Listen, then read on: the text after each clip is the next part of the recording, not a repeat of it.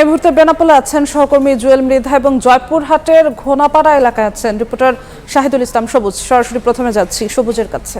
সবুজ, আমরা এখন অবস্থান করছি জয়পুরহাটের পাঁচবি উপজেলার উসলা সীমান্ত এলাকার হাটখোলা এলাকায়। এখানে 281 নম্বর পিলারের কাছেই গত ডিসেম্বরের 28 এবং 29 তারিখ এবং চলতি বছরের জানুয়ারির 21 তারিখে পরপর 3 বার ভারতীয় সীমান্ত রক্ষী বাহিনী বিএসএফ কাঁটাতারের বেড়া দেওয়ার চেষ্টা করে। তো এই অবস্থায় বিজিবি তাৎক্ষণিকভাবে গত 3 দিনই তারা গত 3 দিনে তারা এবং পিছু হতে সক্ষম হয়, কিন্তু গত 3 মাস অনেকটাই সীমান্ত পরিস্থিতি ভালো ছিল, কিন্তু হঠাৎ করেই গত 3 মাস পর অর্থাৎ 26 তারিখ থেকে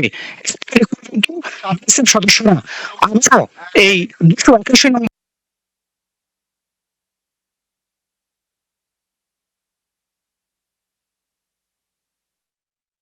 নেই এবং আপাতত বেড়া দেওয়া বন্ধ রয়েছে। তবে সীমান্ত 1 তারিখ থেকে আজকে 3 তারিখ পর্যন্ত তারা সীমান্ত এলাকায় অবস্থান নেয় এবং আপাতত বন্ধ রয়েছে। এলাকাবাসী বলছে তারা এই বিক্ষোভকে কেন্দ্র করে অনেকটাই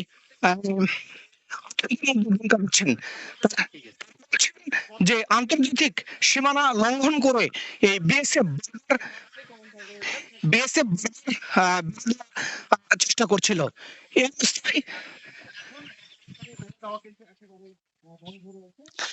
এই অবস্থায় আমরা এখন চলে যাচ্ছি বেনাপোল সীমান্ত এলাকায় জুয়েল মৃধার কাছে।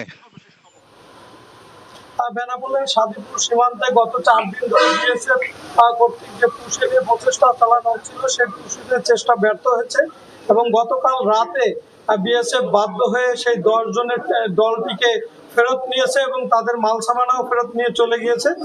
এবং আজ সকাল থেকে সীমান্তে উত্তেজনা কিছুটা কম এবং বিজিবি যে বাড়তি নিরাপত্তা ব্যবস্থা জোরদার করেছিল সেই জোরদার নিরাপত্তা ব্যবস্থাও কমিয়ে নেওয়া হয়েছে। এখন নিয়মিত টহল চলছে এবং এই যে সীমান্তের উত্তেজনা পরিস্থিতি, এই পরিস্থিতিকে সামনে রেখে আজকে বেনাপোলের সাদিপুর সীমান্ত পরিদর্শন করেছেন এনসিপির মুখ্য সমন্বয়ক নাসিরউদ্দিন পাটোয়ারি।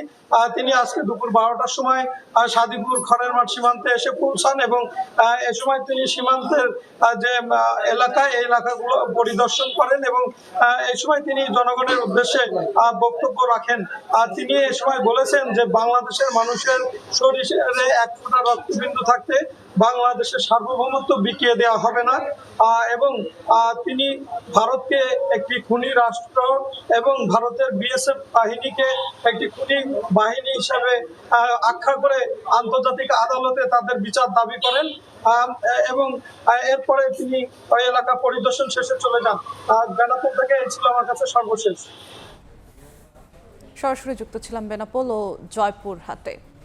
এদিকে পশ্চিমবঙ্গে বিজেপি সরকারের ক্ষমতা নেয়ার মাস না পেরোতেই সীমান্ত উত্তেজনাকে তাদের অভ্যন্তরীণ ফায়দা হাসিলের কুটচাল হিসেবে দেখছেন বিশেষজ্ঞরা।